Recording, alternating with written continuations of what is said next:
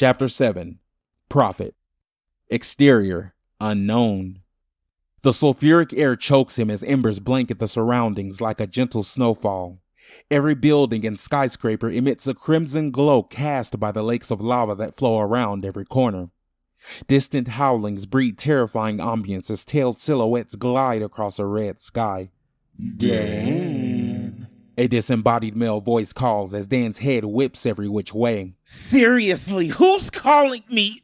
Dan growls with a cough, peeking over his shoulder as if the repo man were after him. Dan. The voice calls again, this time much closer. Dan's attention shifts to a nearby building as a shadow creeps from its surface. Every tentative step pushes him just inches forward, his small boots drenched in sweat from both fear and the sweltering atmosphere. The voice, no longer disembodied, calls again, sharp this time as a figure rushes towards Dan's face. Dan! It shouts, an unmistakable soul patch, a brief glimpse of Adam. Dan cowers to the ground with a scream, covering his face with both arms, eyes squeezing together as if wishing away the horror. Suddenly, his body feels cool.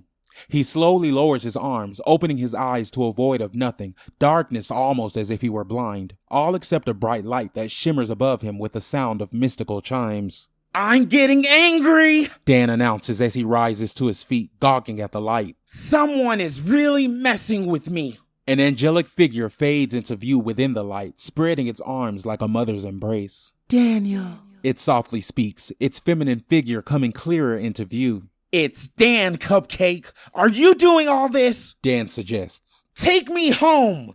Daniel. She calls again, fully visible. Her flowing dark hair spreads beside her as her sheer gown-like garb dances in sync. Beautiful. Dan softly draws out, his eyes glossed with adoration as he reaches his arms toward her. Overcome by attraction, his only instinct is to kiss the divine figure. He shuts his eyes, forming his lips into a pucker as he feels the warmth of the arms that beckon him. A rush surges through Dan's body as he feels her lips caress his own. He grabs her tightly and without warning, she whacks him across the face, sending him tornadoing from his bed to the ground. Ow! Dan shouts, rubbing his right cheek as he shoots a piercing look at Chris from the corner. What the hell was that for? You kissed me, Dan, and very forcefully, I might add. Chris replies, fiercely wiping his mouth. Oh, that's all? Dan shrugs with a lazy expression. Well, was it good for you? Dan, gross. Chris replies, turning his back toward Dan.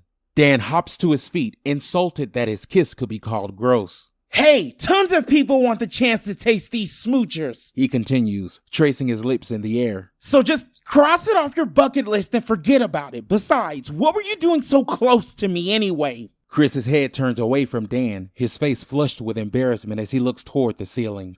Well, you fell asleep here in my room and, well, Dan insists. I'd like to watch you sleep sometimes, okay? What? Dan exclaims. I don't know. It's kind of cute, I guess. I don't know. Dan's eyebrows slant, but only briefly. You know what? I should be grossed out, but nah, I get it. I've been told I'm quite the looker. Ugh, Chris scoffs as he sits on the bed in front of Dan. Dan, no, it's not that. It's just you're always upset about something or getting revenge on someone, and watching you sleep just feels like the only time I get to see you with any chill, I guess. Aw, buddy, Dan replies as he places his hand on Chris's shoulder. Don't be like that. We have fun. Yeah, we do sometimes, I guess. And what were you dreaming about anyway? Chris asks. Was it Hortense? That would have been nice. Dan begins. But no. Chris, there's actually something we seriously need to talk about. I think this whole thing with my brother isn't just about me anymore. The things I've seen. Exterior, telemarketing firm, night.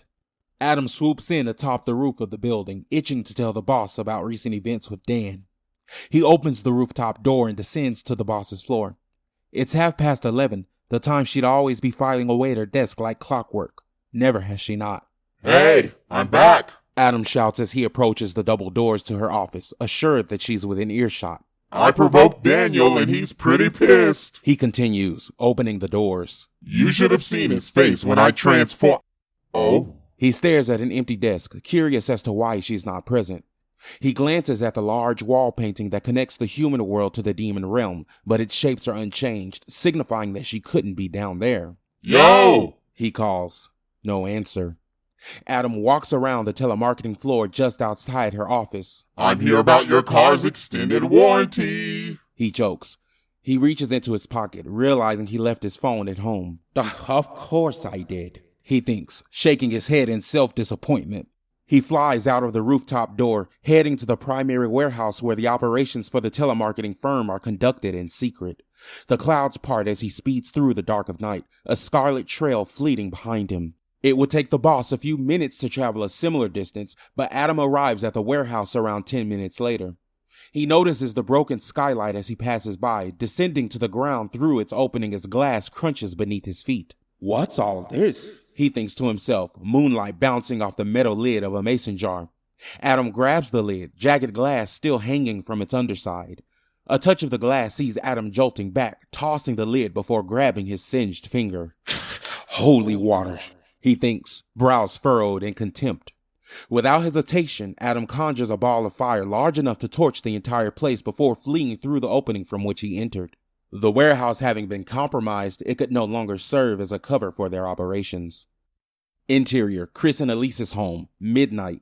But it's not just deja vu, Dan insists. It's like things happen and I know I've seen them before, but it's like a solid memory. They feel like dreams, but they're not. I don't know, Dan, Chris replies. Can you give me an example? Dan sits briefly in thought next to Chris, deep frustration visibly creeping across his face. Then, like a light bulb moment, excitement cleanses away the grimace as he hops in front of Chris, stretching a finger toward him. You remember the family Thanksgiving? Dan asks. Chris rests his chin between his fingers for a moment, but pulls them away as he recalls the event. Yeah? He replies, fingers still poised in the air. Elise's parents really hated you after that one. Their homeowner's insurance went way up after the fire. Serves them right. That's what happens when you use people. And do you remember my reaction when you told me they were using me? Yep. It was like watching Jekyll turn into Mr. Hyde. Exactly. But it's because I saw it before. I knew Elise's parents were using me because I saw it. But they were being so nice, I just wanted to ignore it. But after you told me, I couldn't handle that what I saw was real. I don't know. This still feels like a stretch. How do you know it wasn't just deja vu? Dan grabs Chris by the neck of his shirt, realizing that Chris almost never believes anything he says. Oh my God, Chris. What about the family cruise we went on? Chris grabs Dan's wrists, forcing him to release him as he slightly shoves Dan back a few feet. The family cruise? Chris exclaims. You didn't even go on that cruise. I went with Elise and her parents. Right, but I was supposed to go. I mean, not that I wanted to, but I got shanghaied. Chris ponders. But it didn't happen. And you want to know why? Because my wife literally taped you to an armchair. You've seen me chew my way out of duct tape. I was out of that chair in no time. I already didn't want to go on that cruise, but I definitely didn't want to go after what I saw. What did you see, Dan? We all died on that cruise. You, me, Elise and her parents, we all died. And I'm pretty sure Elise works for some creepy, shadowy, quasi-shadowy thing. Okay, Dan, I was starting to believe you, but keep Elise out of your fantasies. Dan's fists grab strands of his hair, ripping them straight from his scalp as he furiously growls. He crawls into Chris's bed, banging his head against the headboard until a bruise begins to show just a bit of blood. Chris tentatively reaches a concerned hand toward Dan as he brutally slaps it away. Dan! Chris shouts. That actually hurt. Don't touch me, Chris! Dan grunts. How many times? A werewolf, zombies, a mummy, he counts. A freaking dinosaur and superheroes with literal powers. How many of these things are you going to help me get revenge against until you realize that no matter how absurd, no matter how supernatural or irrational, I'm always right? Dan's emotions cause him to breathe heavily as his words pierce Chris's mind like a ballista shattering the final wall of defense. Dots connect as a visible awakening flushes across his face. You're right. No, you're always right. Well, it's about goddamn time you've said it, Dan replies, the calm now settling him. So if what you're saying is right, you've been having visions for years, it seems, and Elise works for some kind of secret government. But what's the point of it all if that's the case? That's the thing, Chris. There's a recurring dream I've been having, but it hasn't happened yet. And just now, tonight, I finally realized it's been Adam. I just had no idea until I saw him in that form. But if I'm supposed to trust these things, then I might be going to hell, or hell is coming here. I don't know. Listen, Dan, Chris starts. I believe you, but sometimes when I've heard people talk about stuff like this, it's like communication, spirits and whatnot, trying to pass messages and stuff. I never pay much attention to it myself, but it's worth thinking about. I guess, Dan replies. I just want to watch TV, play with my kitty, and not have to lift a finger to do manual labor. Everything else, I get to it if I do. Just then, they hear the front door creak open as they tense, ready for an altercation. But jingling keys and a serenading voice cause them to exhale in relief. I'm home, Elise announces. Chris, She calls. Dan, She calls much flatter. and not a word about that kiss. Chris warns. That's literally the last thing I would do. Your wife is not a stable woman. Dan replies. Elise! He continues with excitement as he rushes to the front door, bouncing like a child who hadn't seen his mother all day. Did you get the Yes, Dan? Elise interrupts as she furnishes a rattling bag. I got the peanut brittle. Dan snatches the bag from her hand, scurrying to the couch like a squirrel who found a nut. Chris is excited to see her, but also disappointed at the potential years of hiding things from him. Elise, He calls, firm but gentle. we need to talk. And this concludes Chapter 7, Prophet.